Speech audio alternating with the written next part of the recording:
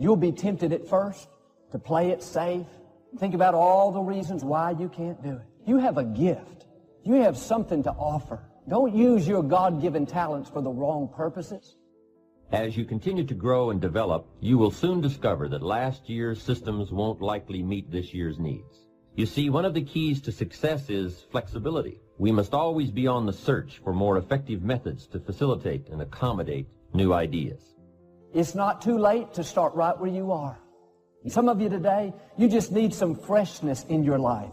Start stretching yourself. You have to stir up what God's put on the inside.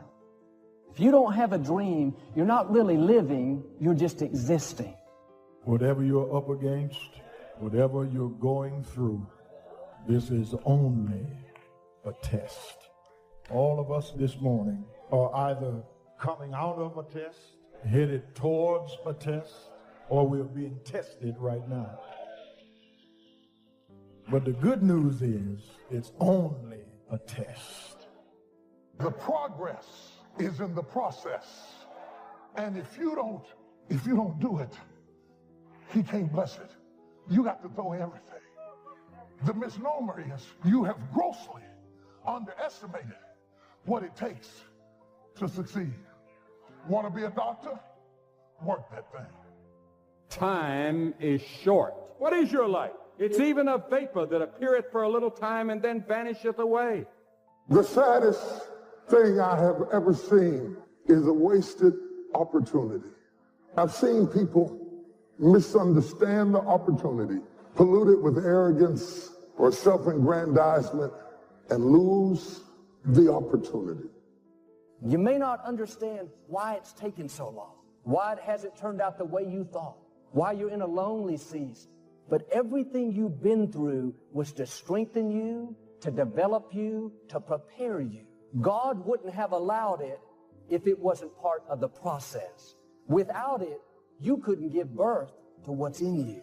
Keep passing the test. Keep doing the right thing, then your time is coming. Your baby is on the way. What God promised, he will bring to pass. Listen to me. You have been given an opportunity. You have been given an opportunity of a lifetime. And if you think you're going to blow up, if you think you're going to get to the next level by luck, you got another thing coming. You're not going to go through life and get everything you want all the time. And you need...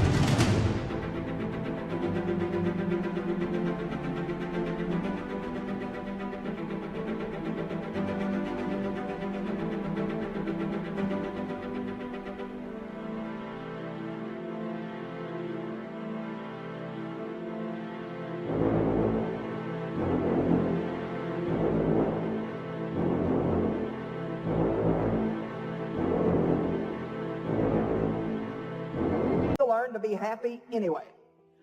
Need to trust God. If that's what God wants you to get, then he'll get it to you.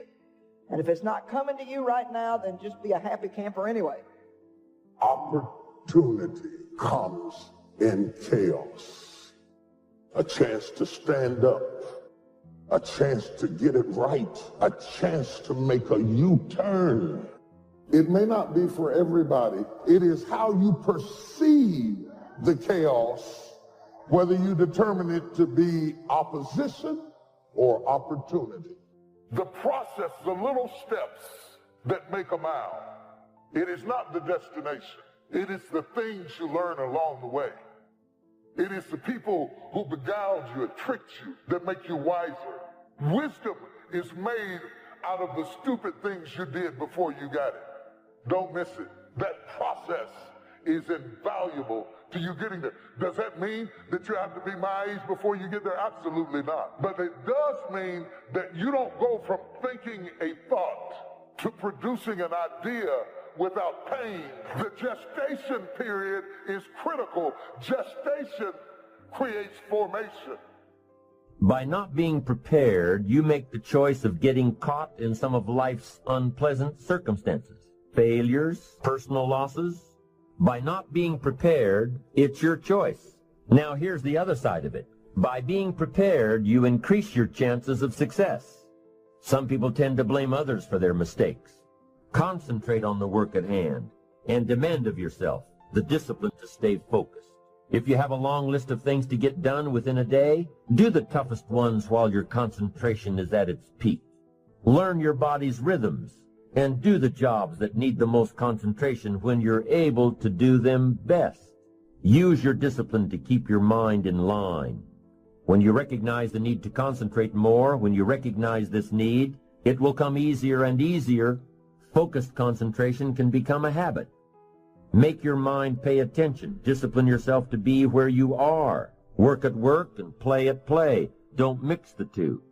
Every time acres came up available around that 16, I bought it. And I bought 6 more. And then I went back and I said, well, Lord, all my friends ain't locked up, but some of them just ain't, they just ain't nothing.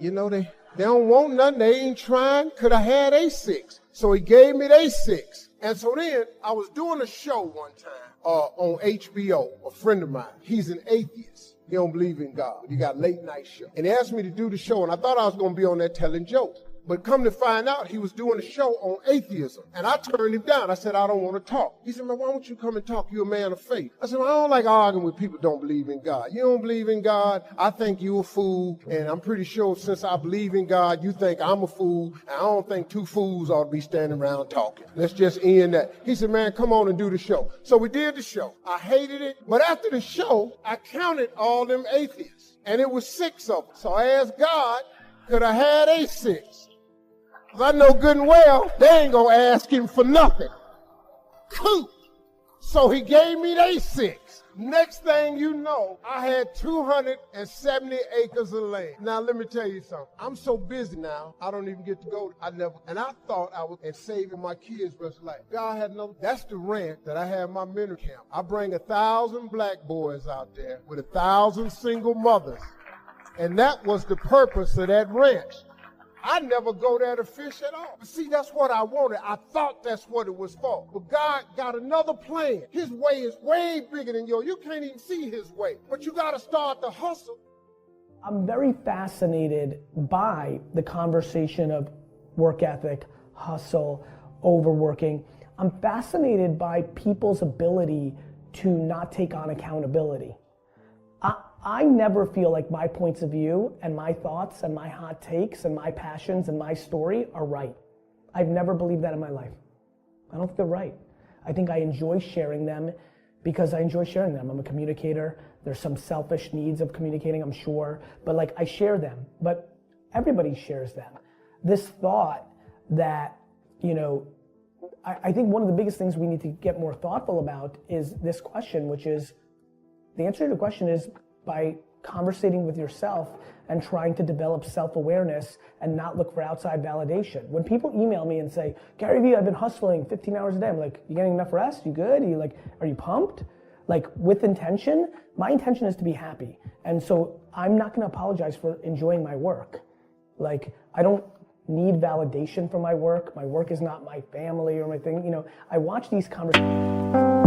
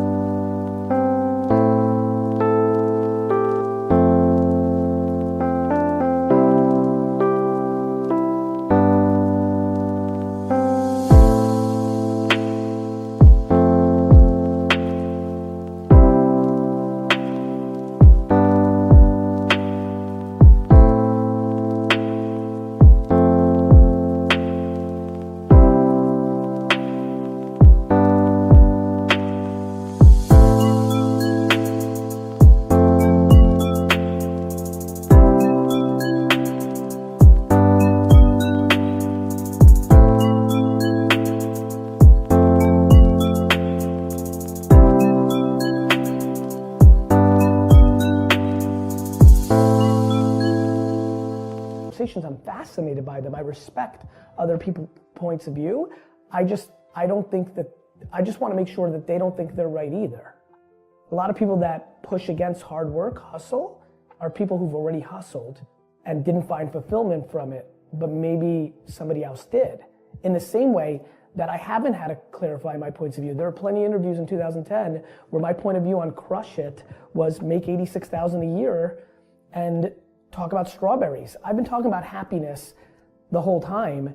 I have evolved and have been forced, because I feel like I've been dragged into being a poster child of something that I don't believe in creating clarity. But I think to answer your question directly, I think you have to answer that for yourself. And what I would say is, don't overjudge yourself in every chapter. It's okay to be losing by 14 points at the end of the first quarter of an NBA game. You can win that game. And so if you're like working 15 hours a day for a year because you're starting your videography business, that's probably okay. It does take work to start something. If you've achieved some level of success 3 years in, and you don't want to take it to a $10 million business from a $3 million business because you've fallen in love and you've started a family and you want to go to you want to play wiffle ball outside with your child, that's amazing. There is no right. There's only right for you. More importantly, there is no line in the sand. I'll be very honest with you. I'm unbelievably excited to evolve. There may be a time where I don't want to be as passionate about my work, and there may be some cause or some game, or who the heck knows.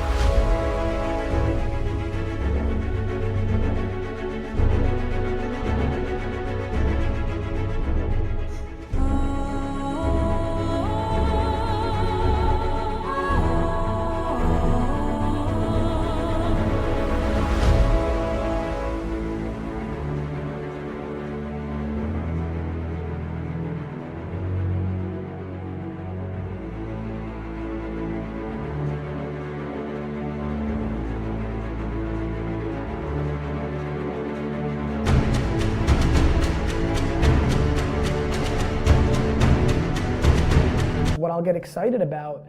And so I think to answer your question, it's A, to do it for yourself, B, to know that it's going to ebb and flow. When you're 96 in debt in the basement, you're grinding. When you're not in the same place, you don't have to do the same things. You may still want to. I still want to. I love operating. I was afforded a lot of opportunities besides building VaynerMedia and having a client service business, 1,000 employees, a lot of chaos. I enjoy that. And look, there's a lot of people, I don't post pictures of my family on social media. Lots of...